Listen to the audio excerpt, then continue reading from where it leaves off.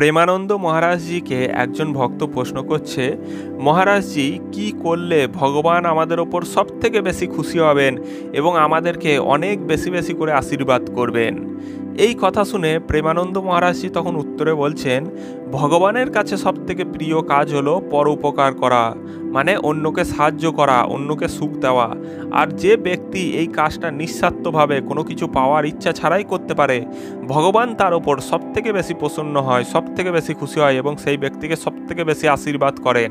তারপর তিনি বলছেন উদাহরণ দিয়ে, যেমন ধরো কোনো ব্যক্তির বা কোনো প্রাণীর অ্যাক্সিডেন্ট হয়ে গেল, তাহলে তোমার উচিত সেই ব্যক্তিকে এমনভাবে সাহায্য করা, ঠিক যেমনিভাবে তোমার পরিবারের যদি কারো অ্যাক্সিডেন্ট হয়, তোমার কাছের কোনো লোকের অ্যাক্সিডেন্ট হলে তুমি যেমনভাবে ছুটে যেতে তার কাছে, তুমি যেমন তাকে তাড়াতাড়ি হাসপাতালে নিয়ে যেতে, ঠিক তেমনিভাবে তোমার সামনে কোনো অজ্ঞাত পরিচয় ব্যক্তি বা কোনো প্রাণীর যদি ধরো হঠাৎ করে অ্যাক্সিডেন্ট হয়ে যায়, তোমার উচিত ঠিক সেইভাবে তার কাছে ছুটে যাওয়া এবং সেই ব্যক্তিকে যত তাড়াতাড়ি সম্ভব হাসপাতালে নিয়ে যাওয়া, তার সাহায্য করা।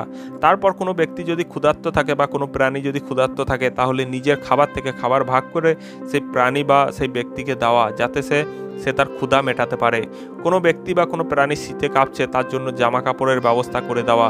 যদি কেউ অসুস্থ থাকে, তাহলে 3-4 দিনকার আনন্দ ফুর্তি নাই করলে সেই টাকাটা বাঁচিয়ে সেই ব্যক্তিকে দান করা, তার চিকিৎসার জন্য খরচ করা। এইভাবে তারপর বলছে, এরকম নিঃস্বার্থ পরোপকার যে ব্যক্তি করতে পারে, ভগবান তার উপর সব থেকে বেশি খুশি হয়। শাস্ত্রে আছে, অন্যকে সুখ দেওয়ার মতন বড় ধর্ম আর কিচ্ছু নেই। সব থেকে বড় ধর্ম কি না, পরোপকার করা, অন্যকে সুখ দেওয়া। তারপর বলছে, শ্রী রামচন্দ্র জটায়ুকে বলছে, এটা আমার কৃপা নয় যে তুমি মুক্তি পাচ্ছ, এটা তোমার কর্মের ফল।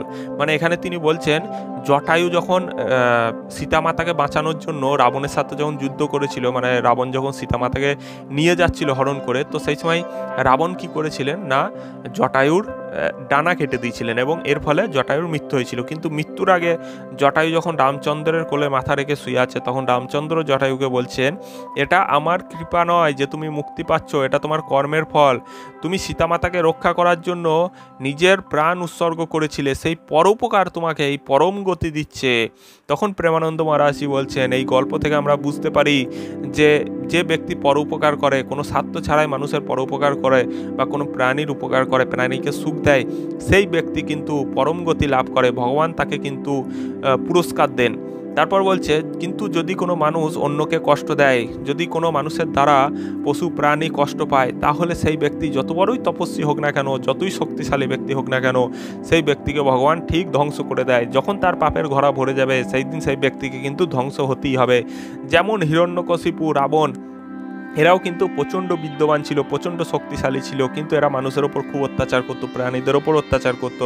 এবং একটা সময় পর যখন এই সমস্ত ব্যক্তিদের পাপের ঘোড়া ভরে যায়, হিরণ্যকশিপু, রাবণের মতন শক্তিশালী তপস্বী ব্যক্তিদের যখন পাপের ঘোড়া ভরে যায়, ভগবান কিন্তু তাদেরকে ছিন্ন বিচ্ছিন্ন করে দেন।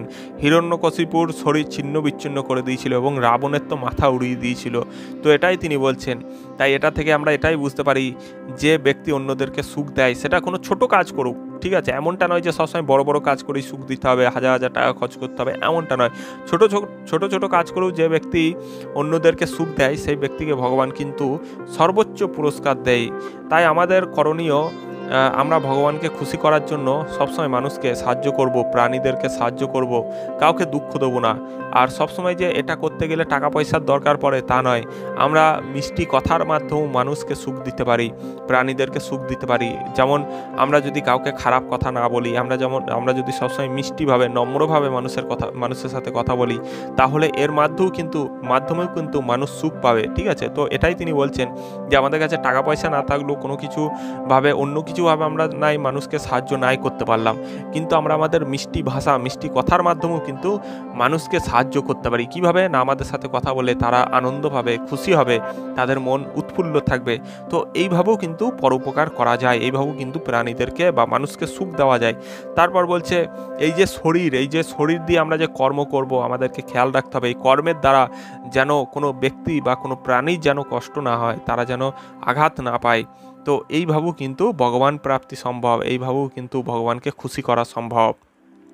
তাই তিনি বলছেন, যদি প্রয়োজন হয় তাহলে নিজেকে ঠগিয়ে নাও, কিন্তু অন্যদেরকে সুখ দাও। নিজেকে লাভ করে অন্যদেরকে ঠগানো, এটা কিন্তু একদম করতে যেও না। তাহলেই দেখবে তুমি ভগবানের আশীর্বাদ প্রাপ্ত করবে এবং ভগবান তোমাকে পরম গতি দেবেন।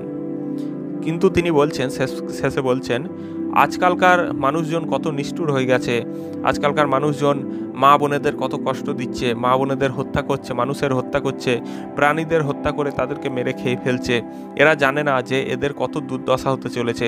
এই সমস্ত মানুষ এই জন্মে তো কষ্ট ভোগ করবেই, এমনকি যখন তাদের মৃত্যু হবে নরকে গিয়ে তাদেরকে কিন্তু পুড়তে হবে, সেখানেও কিন্তু তারা কষ্ট ভোগ করবে। এবং তারপর তারা পশু পাখি প্রাণী ইত্যাদি বিভিন্ন রূপে জন্মগ্রহণ করবে এবং তারপর ফের মৃত্যুর পর তাদেরকে ফের আবার নরকে যেতে হবে এবং সেখানে ফের কষ্ট ভোগ করতে হবে। এইভাবেই কিন্তু এদেরকে সবসময় কষ্ট ভোগ করতে হবে। মানে যারা কি করছে না, মানুষকে কষ্ট দিচ্ছে, প্রাণীদেরকে কষ্ট দিচ্ছে, মাছ মাংসকে খাচ্ছে, এই সমস্ত ব্যক্তিদের জন্য বলছে। তাই শেষ উপদেশ প্রেমানন্দ মহারাজ এটাই বলছেন যে মানব জন্ম পেয়েছি শুধুমাত্র অন্যের উপকার করার জন্য, অন্যকে সুখ দেওয়ার জন্য। অন্যকে সুখ দেওয়ার মতন বড় ধর্ম আর কিচ্ছু নেই। তাই আমাদের উচিত ভগবান আমাদের ওপর প্রসন্ন হোক বা না হোক আমাদের এই ধর্ম অনুযায়ী চলা। আর সব থেকে বড় ধর্ম কি না, অন্যদের সুখ দেওয়া, অন্যকে ভালো রাখা। ঠিক আছে, এমনটা নয় যে নিজেকে খুশি করে আমি অন্যদেরকে দুঃখী করে দিলাম, এটা কিন্তু কোনো ধর্ম নয়। এবং যে এইভাবে চলে ভগবান কিন্তু একদিন তাকে ঠিক শেষ করে দেয়। তাই আমাদের উচিত নিজেকেও খুশি রাখা, তার সাথে অন্য মানুষদেরকেও খুশি করা। কাউকে দুঃখ দেওয়া উচিত নয়, কোনো প্রাণী, শুধু মানুষ নয়, কোনো প্রাণী কাউকে দুঃখ দেওয়া উচিত নয়। তাহলে কিন্তু আমাদেরকে সেই ফল ভোগ করতে হবে। তো বন্ধুরা, আশা করছি তোমরা বুঝতে পেরেছো প্রেমানন্দ মহারাজ সেখানে আমাদেরকে কি বোঝানোর চেষ্টা করছে। যদি আমার এই বোঝানো তোমাদের ভালো লেগে থাকে এবং যারা এখনও পর্যন্ত ভিডিওটা দেখছো তাদেরকে অনুরোধ করব যে এই চ্যানেলটা সাবস্ক্রাইব করে বেল আইকনটা অন করে দাও, কারণ আমরা প্রেমানন্দ মহারাজজির হিন্দি ভিডিওগুলো বাংলায় রূপান্তরিত করে থাকি। তো বন্ধুরা, আশা করছি তোমাদের সব কিছু ভালো লেগেছে। আর যদি এরকম ভিডিও দেখতে চাও তাহলেও কিন্তু চ্যানেলটিকে সাবস্ক্রাইব করে বেল আইকনটা অন করে দাও।